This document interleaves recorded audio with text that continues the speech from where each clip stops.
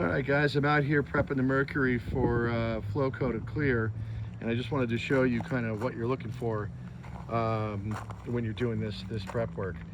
So the first thing you're going to want to do is you're going to get out all your little nibs, because those are going to get caught, and whatever you're using to sand with, those are going to get caught, and they're going to leave, light scratches.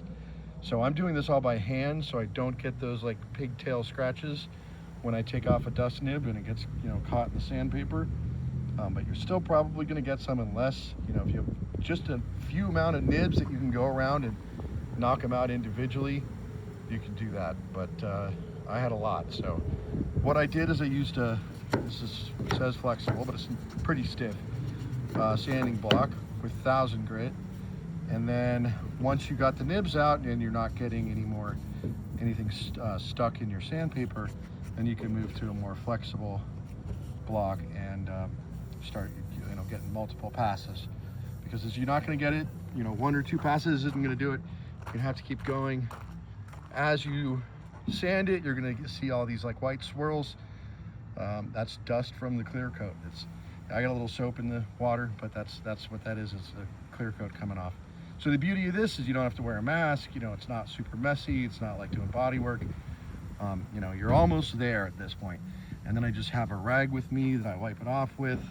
And you can see this is getting close, but there's still a little bit of shininess that I need to sand out of there. So like this whole quarter panel back here is pretty much done. That's pretty much what you're going for. No more of that texture up there, just the flat sanded out ashy kind of look there. So you can see the rest of the car only has about one pass on it, and then that back there has 5. So that's about what it's going to take, 5-6 passes. You could use 600 grit, probably would go a little faster. Like I said, I'm using 1000. Your sandpaper, as you use it on your block and get it wet, it's going to come off. You're going to have to kind of hold it on with your hand while you do it. But it's fairly easy. It's just a little time consuming, and like I said, you're not breathing in a lot of dust. It's not super bad. And then once I get this all sanded down, then you could do just 2 coats and then cut and buff that. This is about a half gallon total that I have on here. I'm gonna shoot a full gallon, hopefully 4 or 5 coats. And then I'm gonna have somebody else cut and buff that. So I'll be done in a couple days with this. After years of working on this car and this paint and body, that'll be it. I'll send it off to somebody else, and then when it gets back to me, I'm not gonna have to worry about the paint for a while. So that's what you're looking for. You want that haze all over.